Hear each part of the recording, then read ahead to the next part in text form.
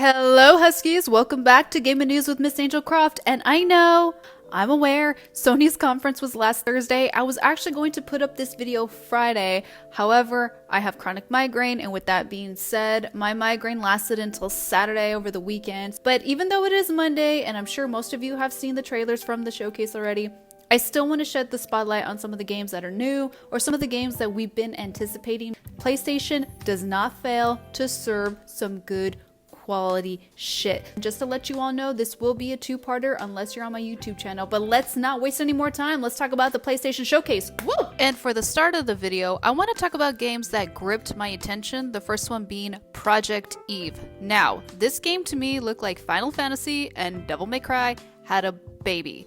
A beautiful girl named Eve walks out looking completely innocent, but ends up whopping major ass to even things 100 times her size in the not so distant future. This game will require skill progression and precision. You will need to execute timing, pairing, and combo, so if you're not a Dark Souls fan, you will probably not like this game either. Also, Project Eve has no release date at this time, so I am scared this will keep getting delayed because there's not a release date, but I feel this is going to be a hell of a ride, and I can't wait for more details.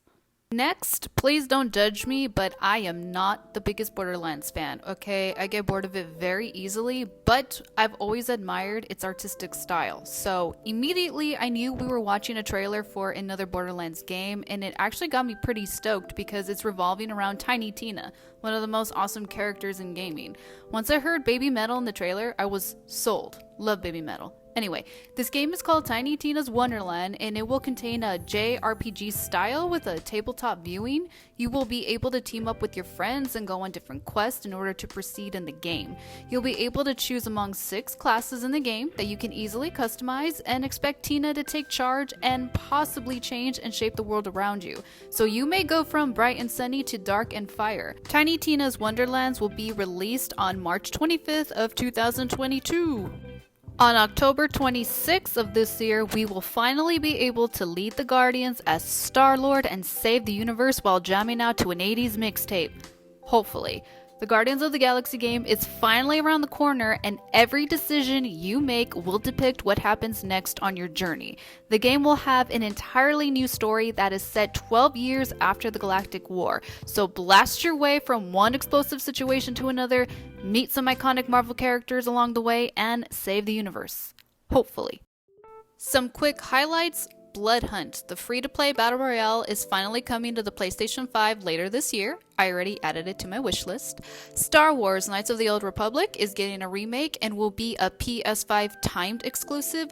The minute-long reveal had my husband's arm hair standing straight up, and I gotta admit, even I was blown away. The entire Uncharted franchise, including Lost Legacy, is getting remastered on the PlayStation 5.